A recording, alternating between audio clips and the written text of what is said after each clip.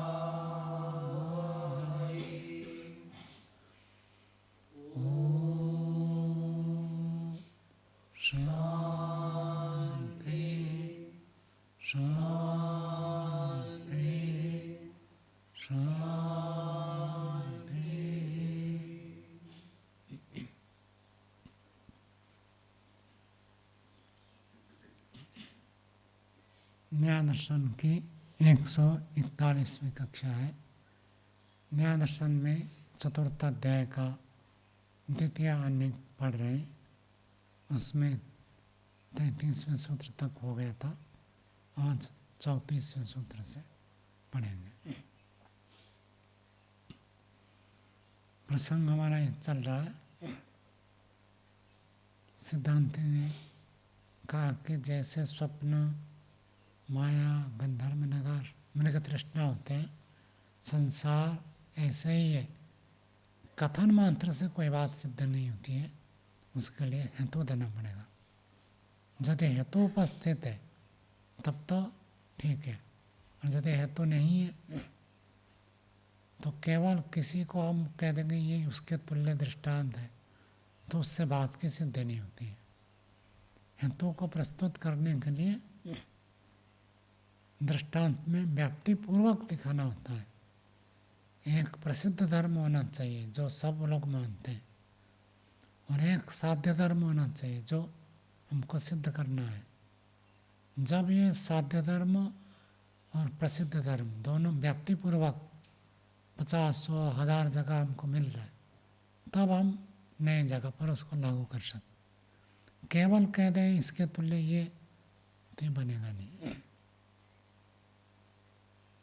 आगे फिर उसी बात को प्रस्तुत कर रहे हैं। संसार मिथ्या, ये जो मान्यता थी उसका निषेध करने के लिए प्रस्तुत कर रहे हैं। संसार स्वप्न के तुल्य मिथ्या पूर्व पक्षी ने रखा था। सिद्धांति कह रहा है ऐसी बात नहीं है। क्यों नहीं है? हेतु दे रहा। 34वां सूत्र बोले, स्मृति संकल्पवच्च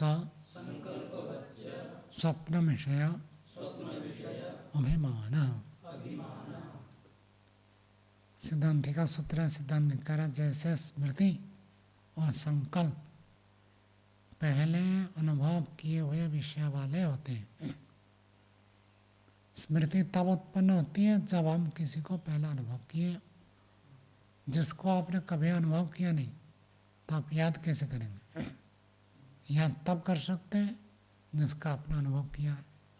तो स्मृति पूर्व अनुभव वाला होता है। संकल्प भी ऐसे होता है। किसी विषय में हम संकल्प करते हैं तो कुछ उसके विषय में हमको जानकारी हो, अनुभूति हो, तब उसके आधार पर हम नया संकल्प करते हैं। यदि अनुभव कुछ भी ना हो, ना स्मृति होगी ना संकल्प होगा।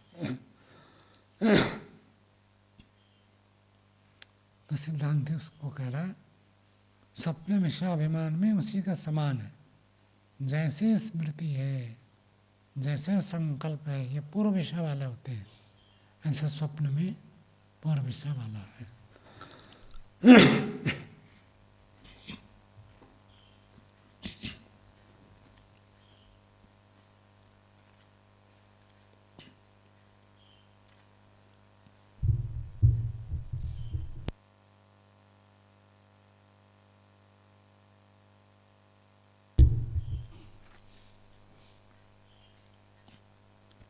भाषा देखिए, पूर्वोपलब्धि विषय इति सूत्र से ऐसा, ये बात जाकर सूत्र के साथ जुड़ेगा कि पूर्व उपलब्धि विषय वाला होता है। कौन सा? स्वप्न विषय अभिमान। किसके समान? स्मृति संकल्पवत। यथा देखिए, अब यहाँ भी सिद्धांति वैसे ही कह रहा है जैसे पूर्व पक्षी कह रहा था। पूर्व पक्षी ने क्या कहा था? जगत मिथ्या है। क्यों मिथ्या है? जैसे स्वप्न मिथ्या। सिद्धांति कहता है नहीं, स्वप्न विषय जैसे, स्वप्न विषय कैसे होता है? जैसे स्मृति होती है। स्मृति कैसे होता है? अनुभव किया हुआ तब स्मृति होती है। तो जिसको अनुभव किया था उसका सपना आता है। ये भी उसी प्रकार दृष्टांत देकर बता रहा है, लेकिन इस बात में हेतु है और दूसरी बात है प्रत्यक्ष है। तो प्रत्यक्ष के लिए और कोई हेतु की आवश्यकता नहीं है। शास्त्र में कहावत है, हस्ता मन कवत, हाथ में आंवला रखा है तो प्रत्यक्ष सिद्ध है। तो उसके लिए कोई अनुमान प्रमाण की आवश्यकता नहीं है, उसके लिए कोई शब्द प्रमाण की आवश्यकता नहीं है। ऐसे जो बात प्रत्यक्ष है उसको कोई भी विरोध नहीं करता है, और जो व्यक्ति प्रत्यक्ष को भी नहीं मानता वो तो ना लौकिक है ना परीक्षक है। अब एक व्यक्ति कहेगा मैं इसको नहीं मानता, वो प्रमाण नहीं है। जिसकी आँख ठीक है वो कह रहा है ऐसे दिख रहा है, अब कोई व्यक्ति कहता है नहीं ऐसे तो मुझे ऐसे नहीं दिख, तो उसकी आँख खराब है, उसको अपनी आँख ठीक करनी होगी, न कि वस्तु में दोष है।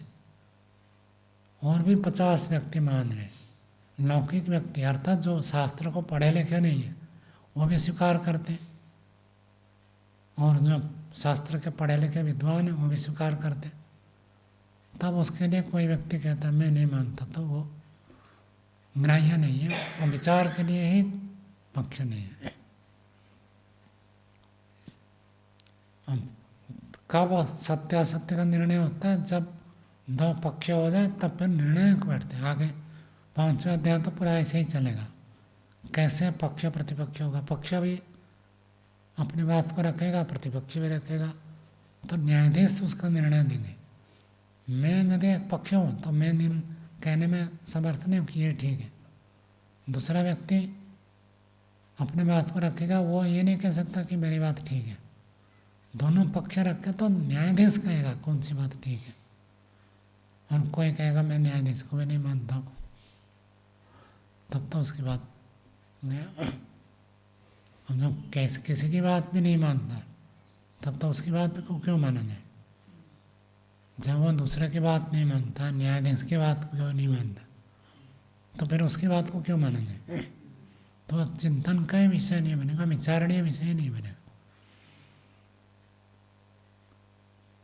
भाष्य देखिए आगे, यथा स्मृतिश्च संकल्पश्च पूर्वोपलब्धि विषय, यथा जैसे स्मृति और संकल्प ये दोनों पूर्व उपलब्धि विषय वाले होते हैं।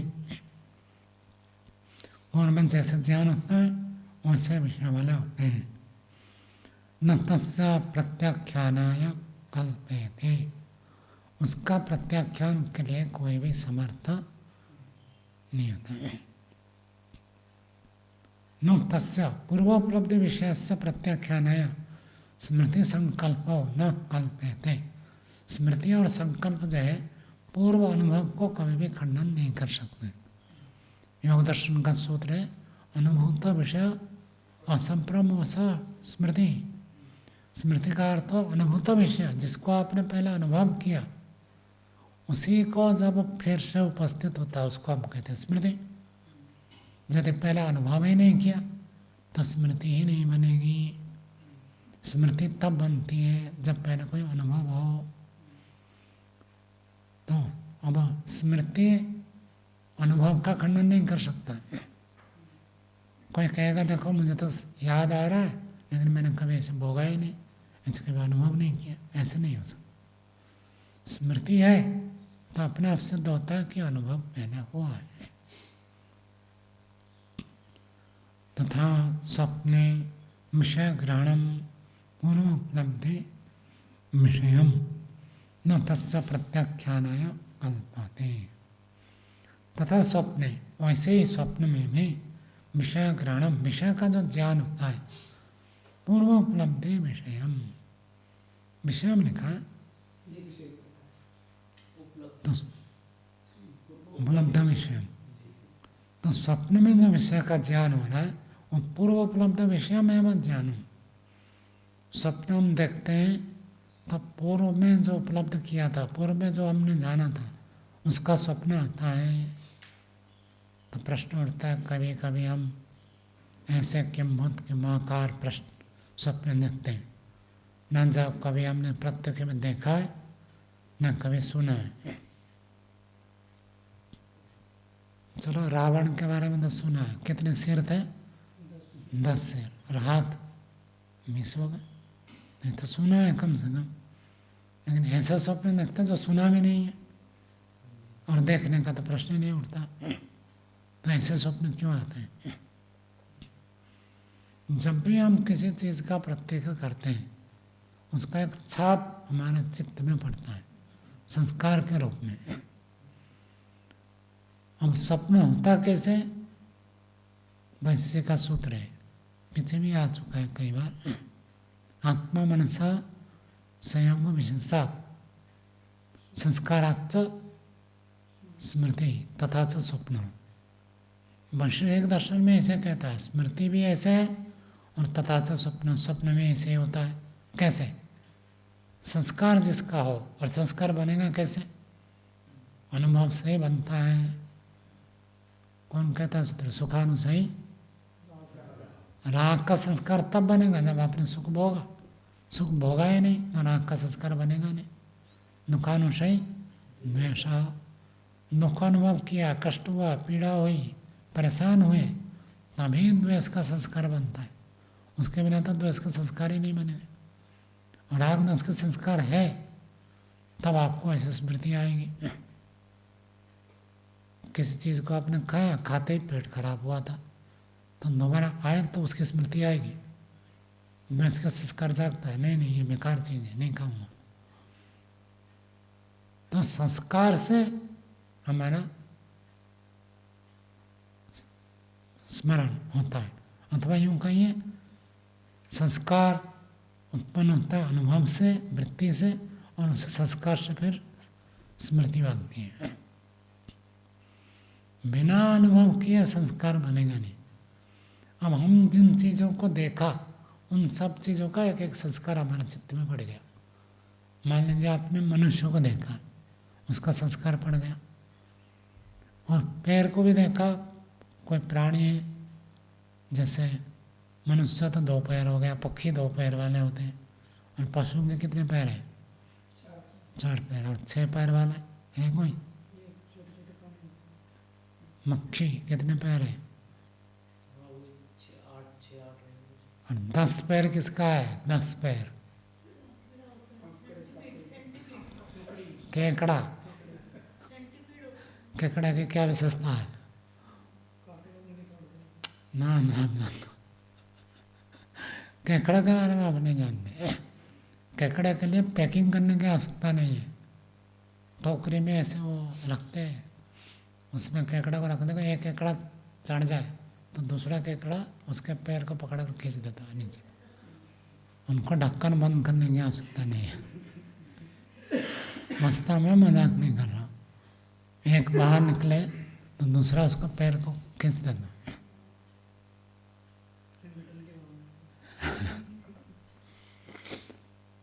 हाँ, सकारात्मक दृष्टि है कि मिलकर रहने की भावना है।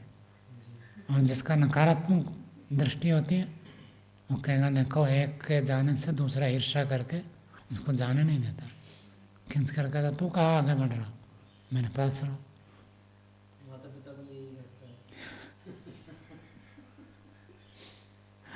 है।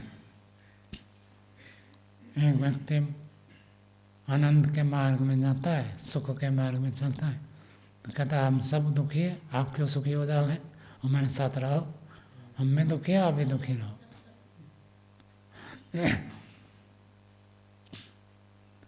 तो मैं कह रहा था कि इसको जो उपलब्धि होती है, जैसे आपने देखा 2 पैर वाला देखा, 4 पैर देखा, 6 पैर देखा, 10 पैर देखा, ऐसे अनेक पैर है।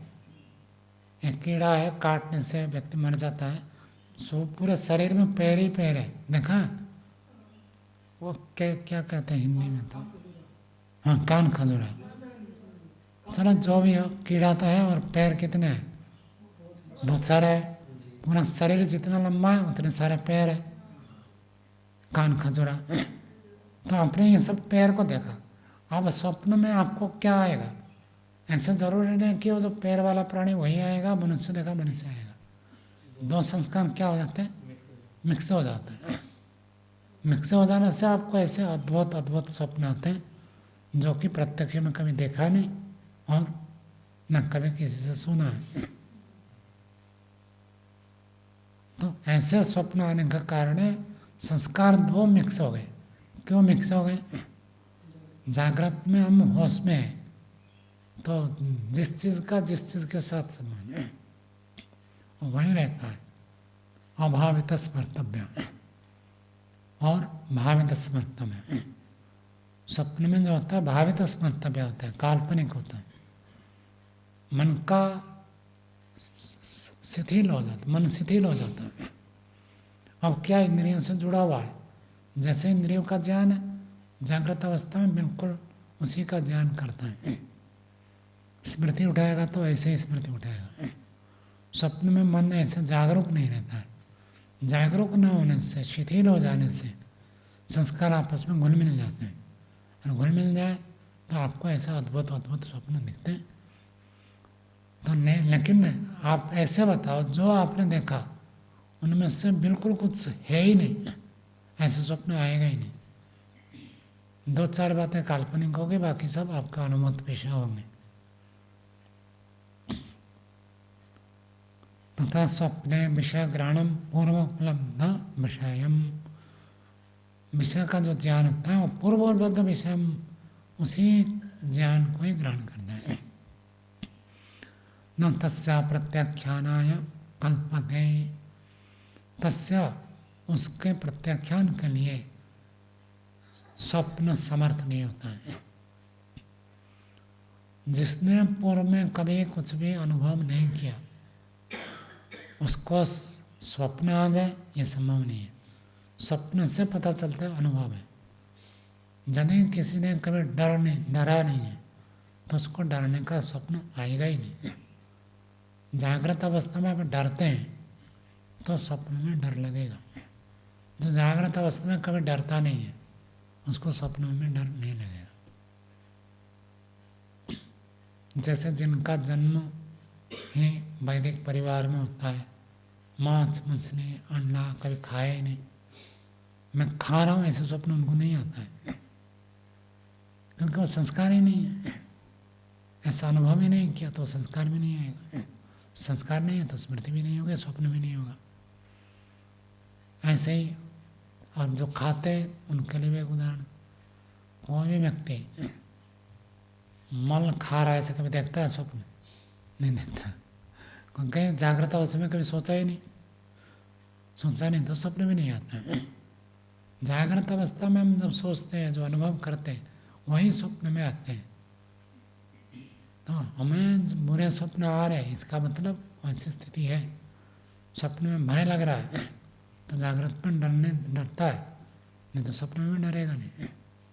जागरूक रहना एक अलग चीज़ है। सैनिक तुरंत उठकर खड़े हो जाएंगे, कभी भी कोई आक्रमण कर सकते हैं, लेकिन डरते नहीं हो, मरने के लिए तैयार हो जाते हैं। तो जैसे आप जागृत में अनुभव करते हैं वैसे ही स्वप्न में होता है। आलमन बदल जाते हैं। यहाँ शहर को देखेंगे तो आपको डर लग रहा है, स्वप्न में कुछ अलग प्राणी को देखकर आप डर रहे, अथवा कोई मनुष्य को देखकर डरेंगे। यहाँ शत्रु को देखकर डर रहे आप, स्वप्न में किसी संबंधी को देखकर डर गए। डर मुख्य है, डर का अनुभव नहीं है तो डर का स्वप्न नहीं आएगा, ये कह रहे। और स्वप्न आया तो वो अनुभव को खंडन नहीं कर सकता। पहले आपने अनुभव किया, इस बात का खंडन नहीं होगा। स्वप्न में बहुत सारे लोग हंस रहे हैं। स्वप्न में मैं देखा कि मैं समाधि लगा रहा हूँ। जागृत में यदि व्यक्ति ऐसे सोचेगा नहीं, अनुभव नहीं करेगा, ऐसे स्वप्न आएंगे ही नहीं। तो स्वप्न ही बता देता है कि हम जागृत में क्या क्या करते हैं। जो सोचेंगे वही तो आएगा। खाली है तो उस समय आपके मन में क्या विचार आता है, उसका संस्कार पड़ेगा, वैसे स्वप्न आएंगे। आगे देखिए, एवं दृष्टा विषयश्च स्वप्नान्तः जागृतान्तेन। एवं इसी प्रकार से दृष्टा विषय, दृष्टा विषय प्रत्यक्ष विषय, अनुभव विषय,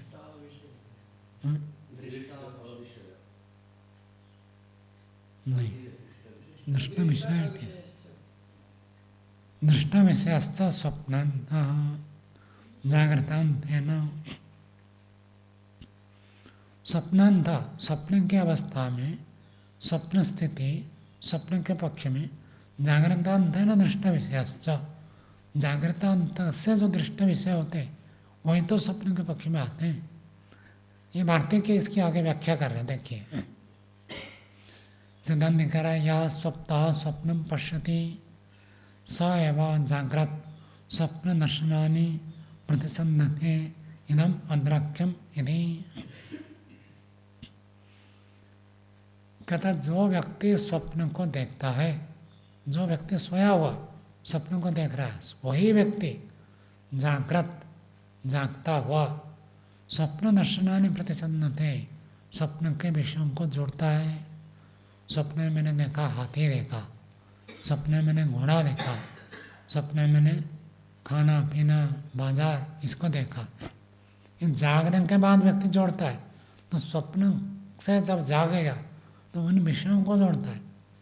स्वप्न तो मिथ्या है, लेकिन जागृत में तब जोड़ रहा है, मतलब किस चीज़ को जोड़ रहा है, जो पदार्थ वास्तव में है उन्हीं पदार्थों को लाकर जोड़ता है।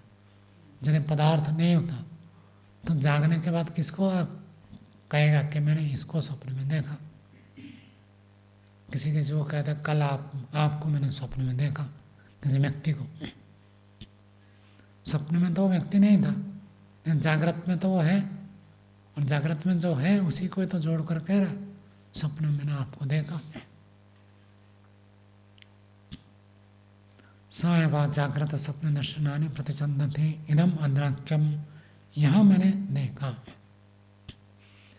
तत्र जागृत बुद्धि वृत्ति वशात् स्वप्न विषय अभिमान मिथ्याति व्यवसाय।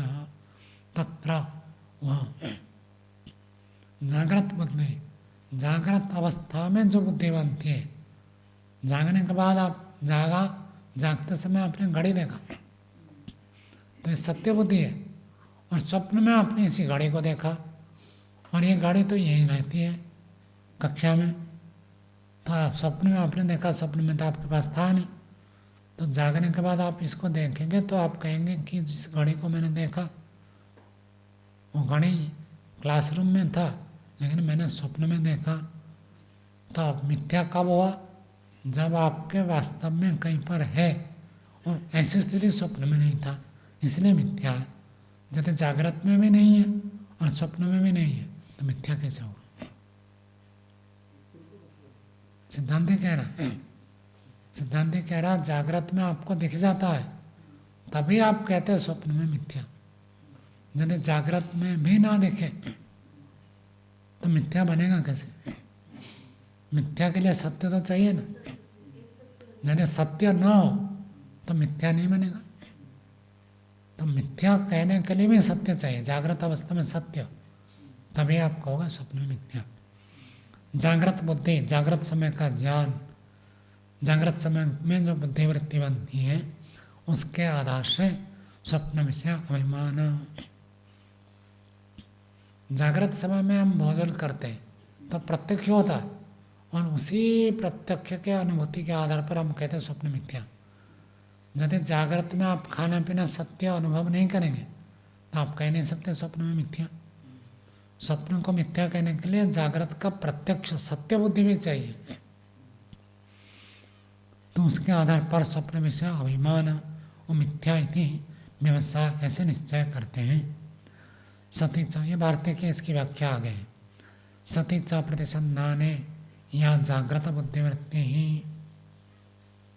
तदवसात अयम व्यवसाय स्वप्न विषय अभिमान मिथ्या इति।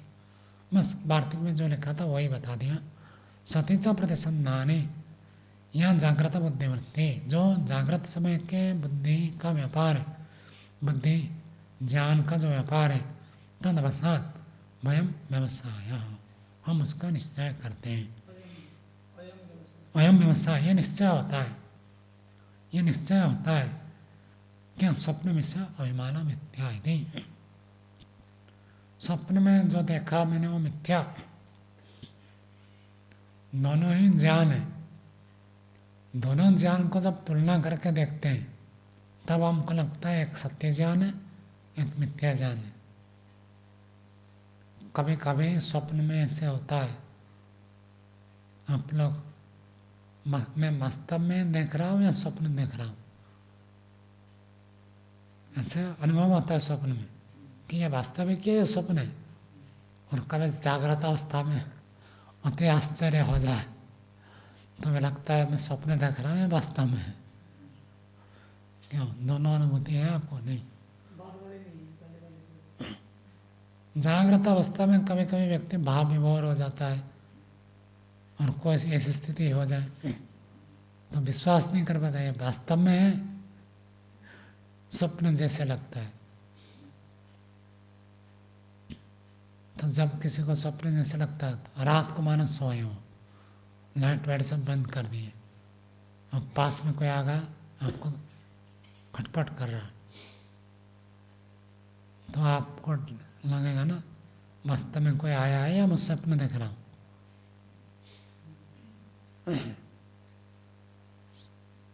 सोते समय जैसे ब्रह्मचारी 4 बजे उठते हैं नियम है, और 4 बजे उठा नहीं, मैं उठा तो दूसरा व्यक्ति आकर हिला देता, उठो समय हो गया। मानो जो ऐसे सोचता है तो बार बार ऐसे सोचता है तो सपने में क्या आएगा कि मैं सो रहा हूँ और एक दूसरा ब्रह्मचारी आकर मुझे जगा रहा। अब किस दिन वास्तव में जगा रहा तो आपको लगेगा वास्तव में जगा रहा है या स्वप्न देख रहा हूँ। यदि ऐसे स्वप्न बार बार आपने देखा और कभी वास्तव में कोई जगा रहा तब भी लगेगा कि मैं स्वप्न तो नहीं देख रहा हूँ, अभी अभी तो सोया था कैसे सुबह हो गया। जो ज़्यादा सोते हैं उनको ऐसा लगता है अभी अभी तो सोया था सुबह कैसे हो गया, ऐसा लगता है। तो जागृत अवस्था में उनको स्वप्न जैसे भ्रांत होता है और स्वप्न में तो जागृत जैसे लगता है। तो दो ज्ञान को जब तुलना करते हैं तब हमको लगता है एक मिथ्या एक सत्य है। तो दो ज्ञान जब तक नहीं होगा तब तक आप तुलना कैसे करेंगे। स्वप्न को मिथ्या कहने के लिए कोई और एक ज्ञान तो होगा तभी तो आप तुलना करेंगे। तो प्रतिसंधान जब जोड़ता है दो ज्ञान को, जागृत बुद्धिवृत्ति तदवसात अयम व्यवसाय, उसके आधार पर यह निश्चय करता है कि स्वप्न में मैंने मिथ्या देखा। स्वप्न में आपने बहुत सारा भोजन खा लिया, आपको कैसे पता चलेगा ये मिथ्या है? हाँ, ये बात है। यदि जागृत अवस्था में आप खाते हैं और ज़्यादा खा लेते तो क्या होता है, पेट भर जाता है, और ज़्यादा खाते पेट फूल भी जाता है।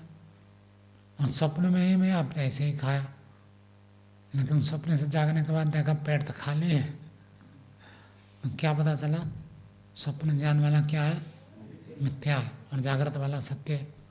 तो दोनों को जब ऐसे तुलना करते हैं तब हमको पता चलता है, तब हम निश्चय करते हैं खाया नहीं है, खाया होता तो पेट भर जाता। स्वप्न विषय अभिमान मिथ्या, मिथ्या सिद्ध होता है। उभय अविशेषे तो साधन अनर्थक्यम मानते के सिद्धांत कहते हैं जो उभय अविशेष दोनों ही बराबर बराबर है। स्वप्न में मिथ्या, जागृत में मिथ्या, तो आप ये नहीं कह सकते जागृत अवस्था स्वप्न के समान मिथ्या है, ये भी मनुष्य है और ये भी मनुष्य है। तो ये थोड़ी कहा जाएगा ये मनुष्य जैसे ये मनुष्य, मनुष्य की तुलना मनुष्य से नहीं होती। मनुष्य तो जान लिया उदाहरण किसको दिया जाता है? जो प्रसिद्ध होता है, और साध्य जो होता है वो अप्रसिद्ध होता है। तो हम जब दोनों को तुलना करके बताएंगे, एक क्या होता है ज्ञात और दूसरा अज्ञात होता है, तभी तो हम तुलना करके बताएंगे ये उसके समान है। और यदि जागृत भी मिथ्या स्वप्न में मिथ्या, तो आप ऐसे कैसे कहोगे जागृत भी स्वप्न के समान मिथ्या है? दोनों बराबर है तो कहना बनेगा नहीं। एक को साधन एक को साध्य नहीं बना सकते, क्योंकि दोनों बराबर है। कोई किसी को आपने कहा बाजार जाओ नाशपाती लाओ, वो कहेगा नाशपाती कैसे होता है मुझे पता नहीं है, तो आपने कहा नाशपाती जैसे नाशपाती, ये तो बनेगा नहीं ना। आप जब कहोगे नाशपाती सेव जैसा होता है, सेव लाल लाल होता है, लेकिन नाशपाती लाल नहीं होता है, हरे रंग का होता है, तब उसको कुछ पता चले। कठोर सेव जैसे होगा, लेकिन रंग अलग होता है, आकार प्रकार वैसे है, तब कुछ आप दूसरी चीज़ को बताएंगे तब तो वो समझेगा। यदि नाशपाती को आप नाशपाती की बताओगे तो बताने की ज़रूरत नहीं ना, कैसे नाशपाती जैसे नाशपाती, फिर बताने का क्या मतलब? तो साधन अनर्थक हो जाएगा, साधन बनेगा ही नहीं। यस्य स्वप्नांत जागृतांतयोः अविशेष तस्य स्वप्न विषय अभिमानवत् इति साधनम अनर्थकम तद आश्रय प्रत्याख्यानत्। जिसके मत में स्वप्न अवस्था और जागृत अवस्था दोनों में कोई भेद नहीं है, तस्य उसके मत में तो स्वप्न विषय अभिमानवत् स्वप्न के समान भ्रांति इति साधन, ऐसे कहना अनर्थक है। दोनों बराबर हो तब तो बताने की कोई आवश्यकता ही नहीं। दोनों में कोई भेद होगा तभी उदाहरण देकर बताते हैं। एक को साधन बनाकर दूसरे को सिद्ध करते। साधन तब बनेगा जब साध्य से अलग हो, साध्य ही है तो साधन बनेगा ही नहीं। मनुष्य कैसे होता है? जैसे मनुष्य, ये बनेगा ही नहीं। तो आश्रय प्रत्याख्यान, आश्रय का ही खंडन हो रहा है, इसलिए स्वप्न के समान जागृत कहना बनेगा ही नहीं। साधन, साधन का जो आश्रय, आश्रय को तो आपने खंडन कर दिया ना। जागृत अवस्था साध्य है, और साध्य को सिद्ध करने के लिए आपने उदाहरण दिया स्वप्न का। स्वप्नों का आपने मिथ्या का, और मिथ्या ज्ञान कैसे बनेगा? जब कोई सत्य ज्ञान हो तो उस आश्रय, जिस आश्रय पर ये मिथ्या हो रहा, उस मिथ्या आश्रय को ही आपने खंडन कर दिया। आश्रय मतलब सत्य ज्ञान। साध्य यदि साधन से अलग होगा तब तो बनेगा। साध्य को भी आप साधन करेंगे तब तो साध्य साधन भाव बनेगा नहीं ना। दोनों अलग अलग होगा तब तो एक के द्वारा दूसरे को सिद्ध करेंगे। जब दोनों एक हो गया तब तो क्या सिद्ध करेंगे? गाड़ी साधन होता है, और गाड़ी किस द्वारा जिस जगह पर पहुंचना होता है वो हमारा साध्य होता है। और यदि कोई गाड़ी में ही पहुंचना अभिष्ट है तो गाड़ी को चलाने की क्या आवश्यकता है? गाड़ी में पहुंच गए। तो साधन और साध्य हमेशा अलग होते हैं। यदि आप साध्य को साधन ही मान लोगे तब तो एक के द्वारा दूसरे की सिद्धि करने की बात ही नहीं रहेगी। आगे तस्मिन् तदेते च व्यवसाय प्रधान आश्रयः। और तस्मिन् तत्, जो जैसा नहीं है उसको ऐसे प्रयोग तो होता है। जैसे कोई बेचता है नींबू नींबू नींबू, तो आप कहते हैं नींबू इधर आ, और नींबू है नींबू वाला है। नींबू वाला को आप कह रहे नींबू इधर आ, नींबू तो जड़ है, वो तो सुनेगा नहीं, फिर भी आप तो कहते हैं नींबू इधर आ। तो जो जैसा नहीं है उसको ऐसे प्रयोग करते हैं। तस्मिन्, जैसा नहीं है उसमें, तद्वत् उपचारा, उसका समय व्यवहार होता है। लेकिन सिद्धांति कह रहा है नींबू वाला को आप नींबू कहते हैं। कब कह सकते हैं? जब नींबू नाम की कोई चीज़ हो, यदि नींबू नाम की चीज़ ही ना हो तो आप नींबू वाला को नींबू नहीं कह सकते। वास्तव में कोई नींबू हो तो आप जो नींबू नहीं है उसको नींबू कह सकते हैं। या रिक्शा इधर आ, यदि रिक्शा ही नहीं होता तो रिक्शा वाला को आप रिक्शा नहीं कह सकते हैं। और तस्मिन तद गौण प्रयोग के लिए भी क्या चाहिए? मुख्य प्रयोग चाहिए। मुख्य प्रयोग ना हो तो गौण प्रयोग भी नहीं हो सकता। बहुत बड़ी बात कह दी कि कल्पना करने के लिए भी कुछ आधार चाहिए, निराधार कल्पना नहीं होती है। यदि आप गौण रूप से किसी को कोई उपाधि देकर कहते तो उस उपाधि के लिए कोई वास्तव में मुख्य होना चाहिए। मुख्यता ना हो तो गौण कथन भी नहीं होगा। मुख्य कथन कहीं होगा तो दूसरी जगह गौण कथन कर सकते हैं। भाष्य देखिए, अपरुषे स्थाणं पुरुष इति व्यवसाय सप्रधान आश्रय। अपरुषे जो पुरुष नहीं, मनुष्य नहीं है,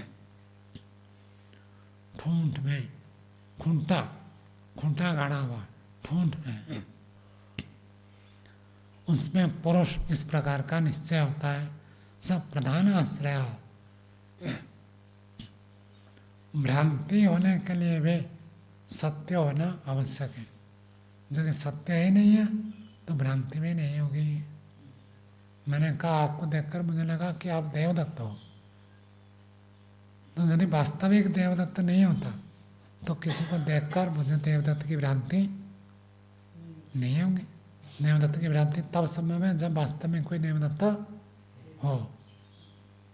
तो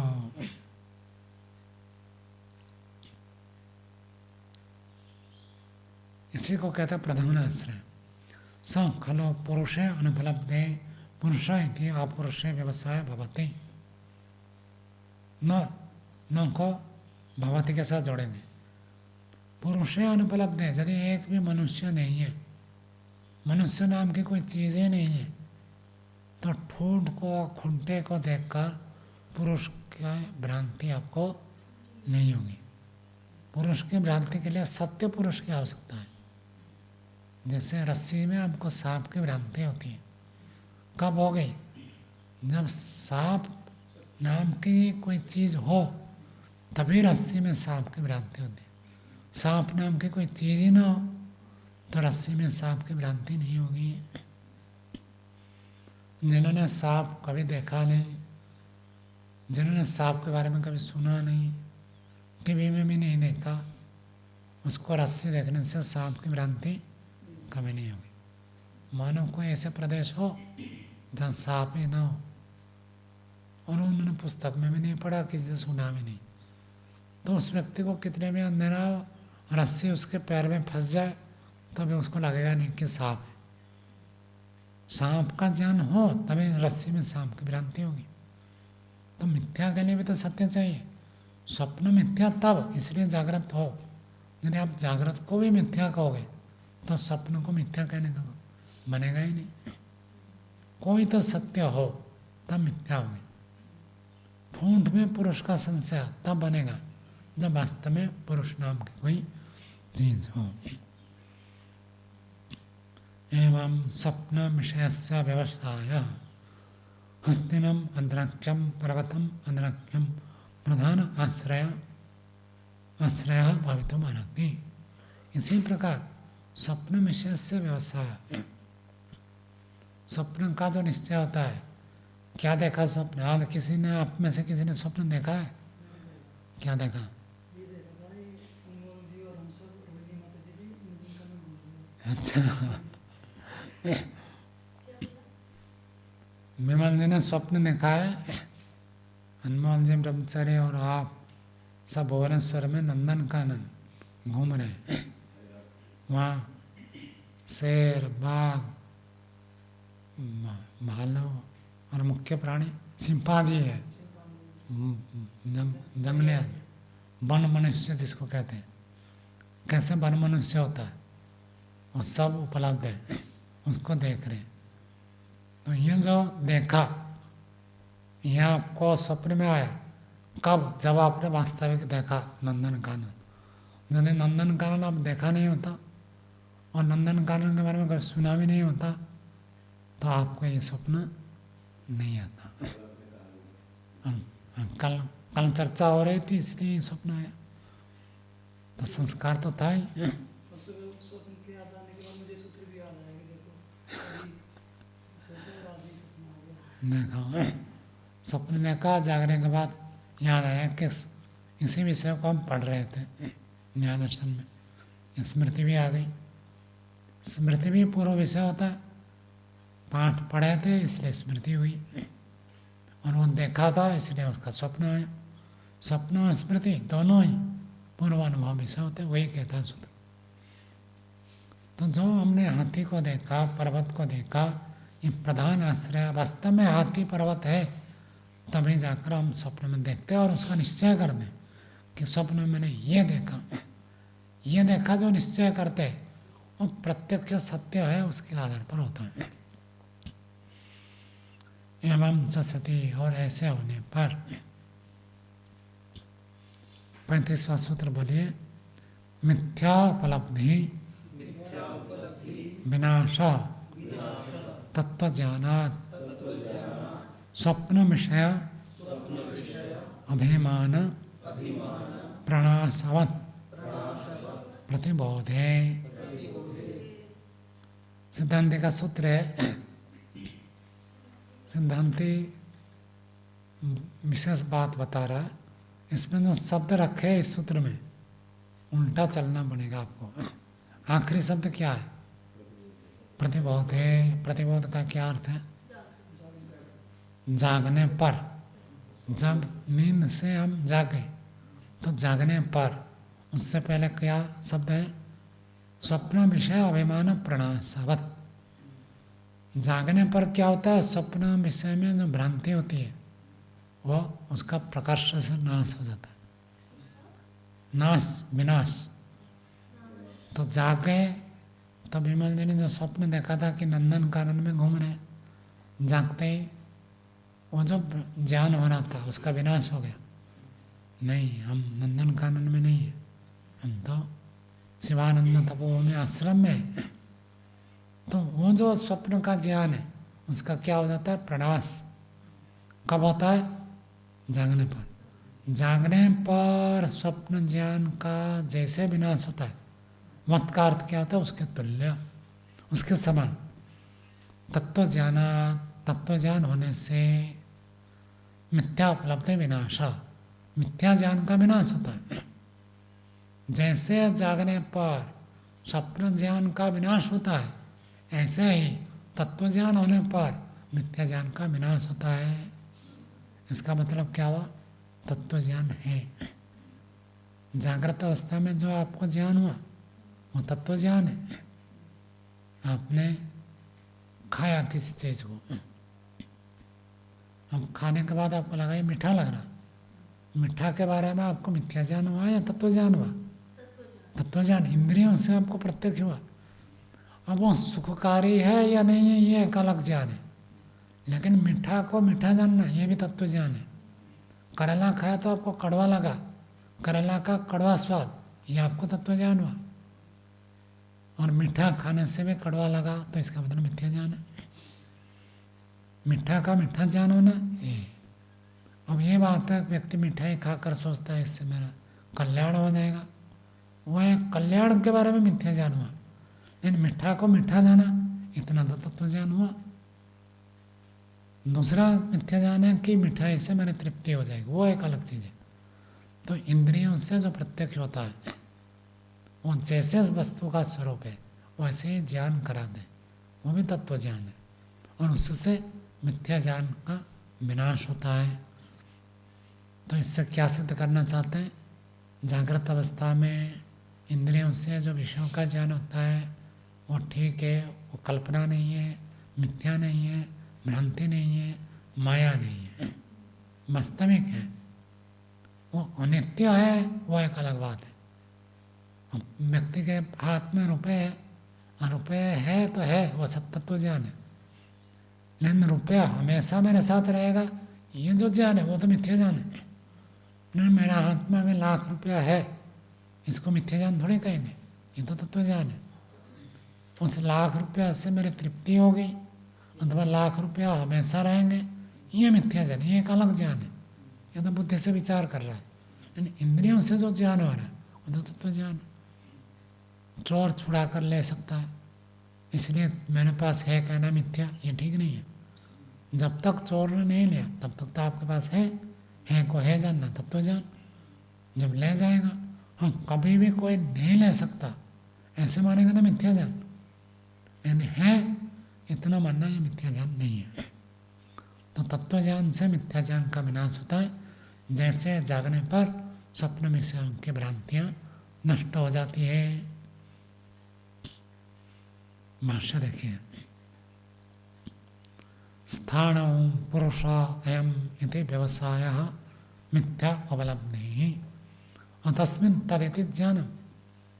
स्थान ठूंठ खूंटा कोई खम्बा है तो उस खम्बे में पुरुष इस प्रकार का जो व्यवसाय होता है, निश्चय होता है। कब होता है? जब हम दूर से देखते हैं, जब प्रकाश कम होता है, अथवा जब उसमें अन्य कोई लक्षण दिखते नहीं है। खूंटा है तो उसको यदि कोई पेड़ कटा हुआ है और बिल्कुल 6 फीट में काट दिया और वो पेड़ खम्बा जैसे पेड़ और उसमें कोमल कोमल पत्ते निकले, पत्ते दिख जाए तो आपको संशय नहीं होगा। पत्ते डाले देखे अथवा कोई पक्षी आकर बैठे और वो हिलता डुलता नहीं है तो आपको संशय नहीं होगा। जब उसका कोई अन्य कारण नहीं मिलता है, दूर से देख रहे हैं, कम प्रकाश है, आकार प्रकार समान है, तब आपको संशय होता है। संशय से हम सोच रहते हैं कि कोई आदमी खड़ा है, विशेषकर रात को ऐसा लगता है।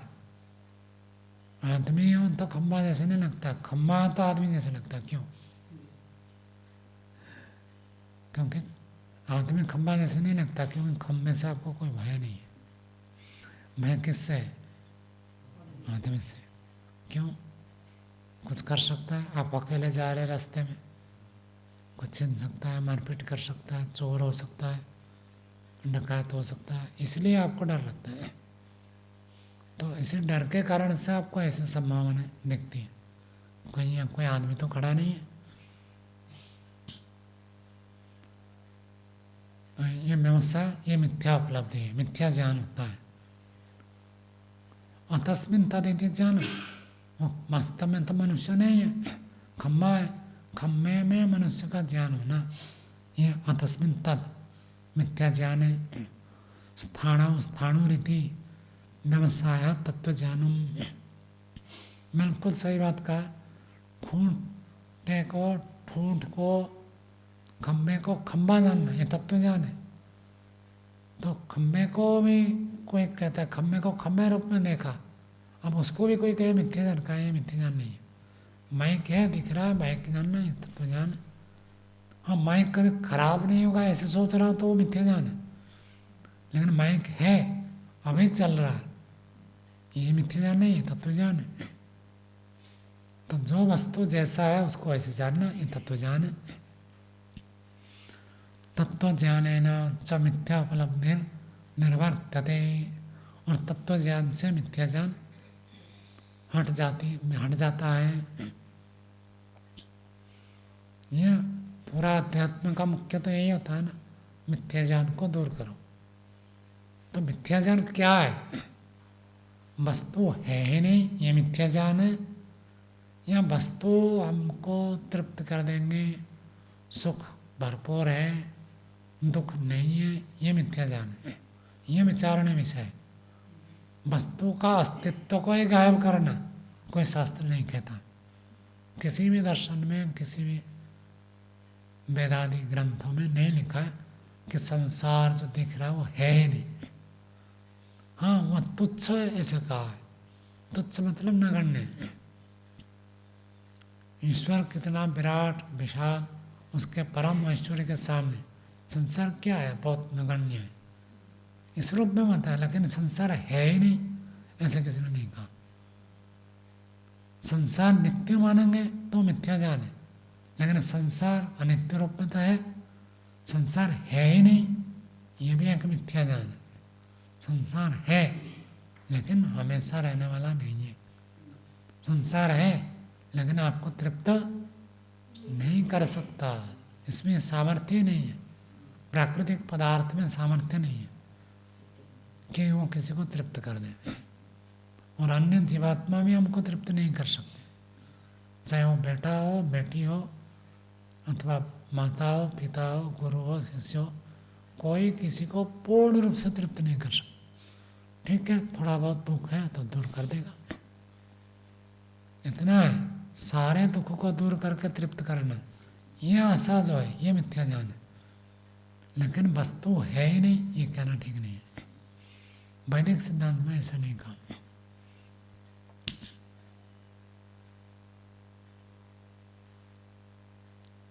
न अर्थास्थाणु पुरुष सामान्य लक्षण। सिद्धांत कह रहा तत्व ज्ञान होने से मिथ्या ज्ञान हटता है। न अर्थ, अर्थ का अर्थ पदार्थ, अर्थ का अर्थ वस्तु, वस्तु नहीं हटती है।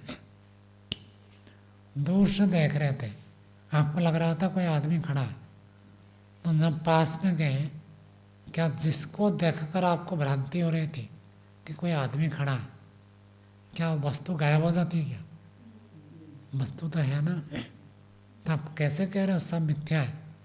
जो सोच रहे थे कि आदमी है, ये आदमी वाला ज्ञान आपका हट गया, न कि वो वस्तु हट गई। वस्तु तो खड़ी है अभी भी, ठूंठ जैसे था वैसे ही है, खूंटा खम्बा जैसे था अभी भी ऐसे है। केवल आपको जो भ्रांति हो रही थी, भ्रांति हट गई कि ये तो खम्बा नहीं, ये तो मनुष्य नहीं है, वस्तु है। और जैसे पास में जाते हैं, ना वो खम्बा गायब होता है, ना अन्य मनुष्य गायब होते हैं। खम्बा भी वहीं का वहीं है, और मनुष्य जहाँ दूसरे जगह पर वो वही है। आप जाकर प्रकाश देख दिए तो मनुष्य खत्म हो गया, ऐसे नहीं है। न खम्बा खत्म होता है, न मनुष्य खत्म होता है, कोई खत्म नहीं होता है, सब रहते हैं। तो मिथ्या कैसे? कहते हैं सब न अर्थ, अर्थ नष्ट नहीं होता है। स्थाणु पुरुष सामान्य लक्षण, स्थाणु और पुरुष में जो सामान्य लक्षण है वो भी नष्ट नहीं होता है। ठूंठ में 6 फीट का है और 2 फीट चौड़ाई, और आदमी में 2 फीट चौड़ाई है और 6 फीट लंबा है, तो वो जो सामान्य लक्षण है वो भी नष्ट नहीं होता है। यथा प्रतिबोधे या ज्ञान वृत्ति ही तया स्वप्न विषय अभिमान निवर्त्यते। यथा जैसे प्रतिबोधे जागने पर, यहाँ ज्ञान वृत्ति तया उस ज्ञान वृत्ति के द्वारा स्वप्न विषय अभिमान निवर्त्यते। सिद्धांत कहते हैं आप जाग गए, और जागने के बाद आपको क्या लगा कि मैं मणिकमरा शिवानंद तपोभूमि आश्रम में बैठा हूँ, बिस्तर से सोकर उठा हूँ अभी। अब बिस्तर का अनुभव हो रहा है, कमरे का अनुभव हो रहा है, लाइट पंखे जो भी आपके सामान है उन सबको अनुभव करते हैं। ये जो ज्ञान हुआ जागने पर, ये जो ज्ञान वृत्ति हुई, अपने शरीर का बोध हुआ, आसपास के विस्तार, पुस्तक, पात्र, कमरा और कमरे में लगे हुए पंखे आदि वस्तुएं, इस ज्ञान वृत्ति से स्वप्न विषय अभिमान निवर्त्यते। स्वप्न के विषय का जो मिथ्या ज्ञान है, भ्रांति है, वो हट जाता है। स्वप्न में तो देख रहे थे मैं जूलॉजिकल गार्डन देख रहा हूँ, तो जागने के बाद जो ज्ञान हुआ, उस ज्ञान ने स्वप्न के ज्ञान को विनाश कर दिया। जूलॉजिकल गार्डन नष्ट नहीं हुआ, होता है कहाँ है? भुवनेश्वर में है, और आप यही है, ये स्थान में है, वो स्थान में है, कोई विनाश नहीं हुआ। केवल जो भ्रांति हो रही थी वो ज्ञान नष्ट हो गया।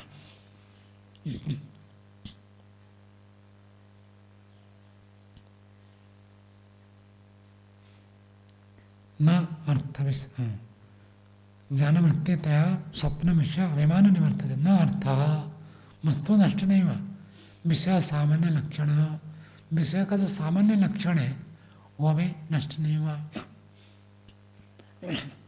विषय का सामान्य लक्षण होता है वो जिए है।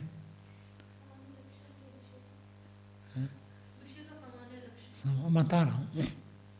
तो विषय का सामान्य लक्षण, कोई भी विषय होता है वो ज्ञान के लिए विषय बनता है। घड़ी एक वस्तु है, वो जानने का विषय है। तो आपने जागने के बाद देखा मेरे सामने तो घड़ी है, और स्वप्न में आप नंदन कानन में घूम रहे थे, तो नंदन कानन हट गया और घड़ी आ गया। तो दोनों में क्या है, नंदन कानन भी जिए है, जानने योग्य पदार्थ है, और घड़ी भी जानने योग्य पदार्थ है, दोनों ही जानने का विषय है।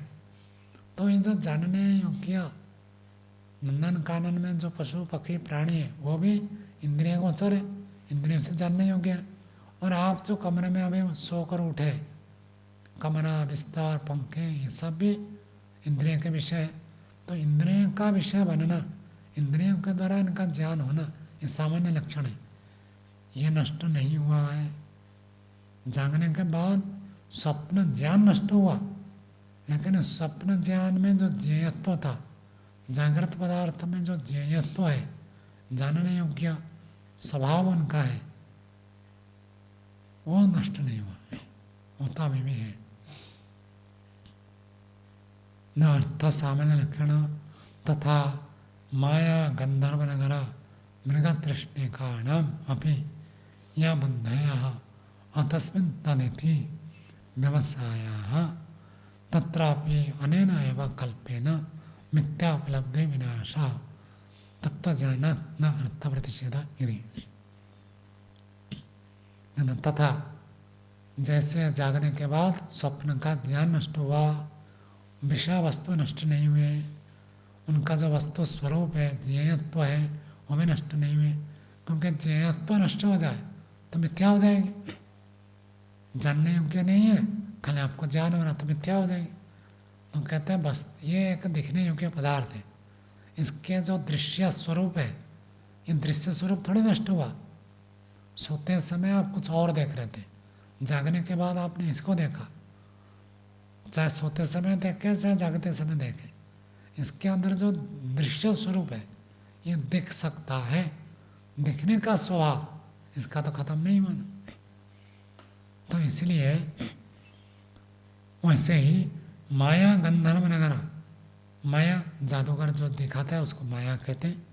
गंधर्व नगर जैसे कोहरे आदि से बड़े बड़े दृश्य हमको दिखते हैं आकाश में, मृग तृष्णा, हिरण को जैसे पानी दिखता है रेगिस्तान में, इन सब का भी या बुद्धया जो ज्ञान उत्पन्न होते हैं। और तस्मिन् तदिति जो जैसा नहीं है उसमें वैसे उस प्रकार का व्यवसाय निश्चय, ऐसे अलग अलग निश्चय होते हैं। जादूगर कुछ दिखा देता है तो हमको लगता है ना देखो ये तो कागज लिया था और क्या दिखा दिया, रुपये बना दिया। रुमाल लेते हैं, रुमाल को क्या बना देते हैं, कबूतर बना देते हैं। मैं सोच रहा था ये कहेंगे ये एक रुमाल लेंगे हाथ में और दिखाएंगे कबूतर। तो ऐसे ही जादू दिखाते हैं गंधर्व नगर। आप कभी देखेंगे, रात को भी देखेंगे, गहरा बादल होता है और हवा चलते तो बादल चलते हुए आपको दिखाई देंगे, और खंड खंड बादल हो तो आपको लगेगा जैसे यहाँ से कोई सैन्य के टुकड़े, सेना के टुकड़े जा रही है और युद्ध के लिए तैयारी कर रही है।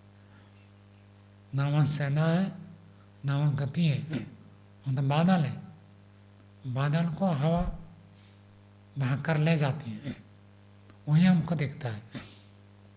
तो ऐसे गंधर्व नगर मृग तृष्णा, वो तो रोड में भी आपको दिखता है, कभी गरम गरम हो तो पानी दिखता है। यहाँ बुद्धियाँ जो बुद्धियाँ उत्पन्न होती हैं, ज्ञान होता है, और तस्मिन् तदिति जो जैसा नहीं है वैसे ज्ञान हमें उसमें उत्पन्न हो जाता है।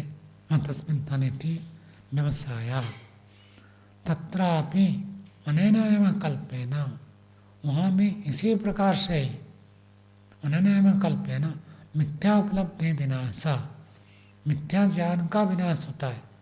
तत्व ज्ञान हो जाने से मिथ्या ज्ञान का विनाश होता है।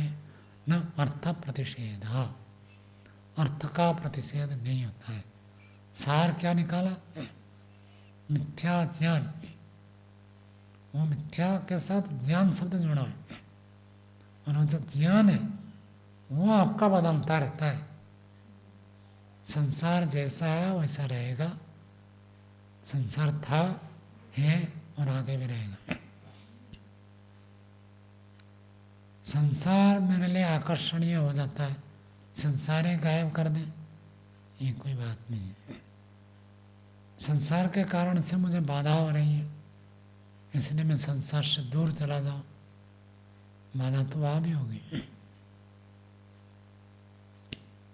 हाँ, कोई परेशान कर रहा है वो अलग बात है, नैमित्तिक, लेकिन कुछ भी बाधा न हो, निर्बाध स्थिति संसार में कभी भी किसी को प्राप्त नहीं होगा। जंगल में जाएंगे तो भी पक्षी तो आवाज़ करेंगे, पक्षियों की आवाज़ तो बंद नहीं होगी।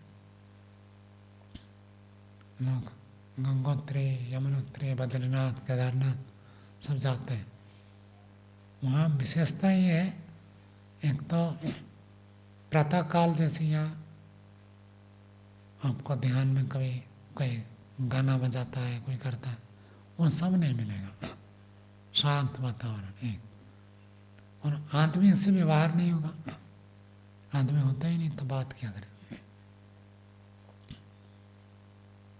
ज़्यादा व्यक्ति वहाँ रहता है और देखने के लिए जो चीज़ें मिलेगी अधिकांश चीज़ें ईश्वर निर्मित है, मनुष्यकृत पदार्थ कम मिलेंगे। एक कुटिया कोई झोपड़ी बना दिया, रह गए, मकान भी बन गया, तो बाहर निकलते ही सब प्राकृतिक दृश्य देखेंगे। तो इस दृष्टि से वो ठीक है। लेकिन पशु पक्षी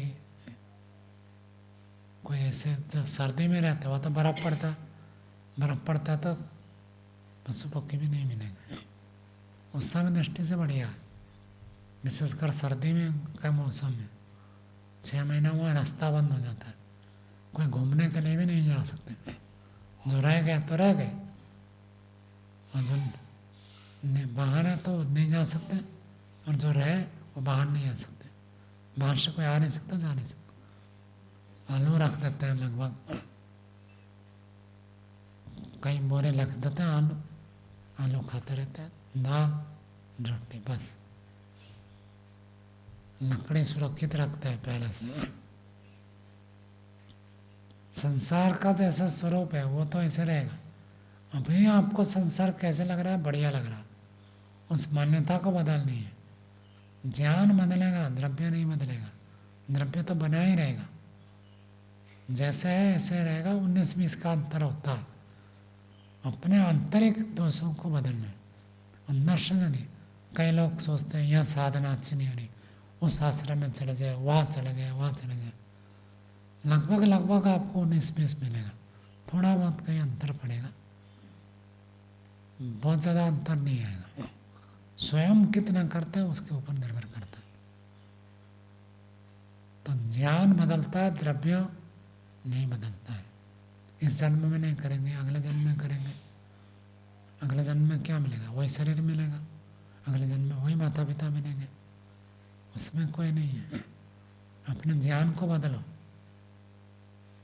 इस जन्म में जिस कारण से आप नहीं कर पा रहे उस ज्ञान को बदलो। द्रव्य तो ऐसे रहेंगे, व्यक्ति ऐसे रहेंगे।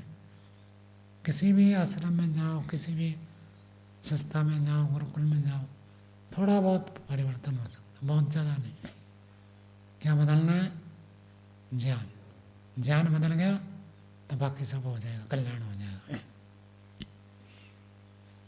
अर्थ का प्रतिषेध नहीं, तो वस्तु तो है, वस्तु के बारे में जो मिथ्या ज्ञान है वो हटाओ। ठूंठ दिख रहा है, ठूंठ को आप देखने से पुरुष लग रहा है, उस पुरुष ज्ञान को हटाओ, ठूंठ है। तो ऐसे ही जड़ वस्तु को जड़ मानना है, चेतन को चेतन मानना है। यही हमको बदलाव करना है, न कि जड़ वस्तु को ही गायब करे। चलो आज का पाठ यही रखते हैं।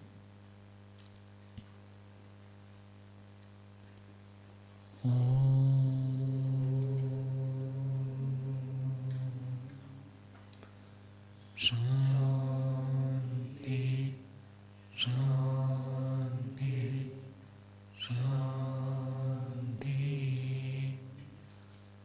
सर्वेभ्यो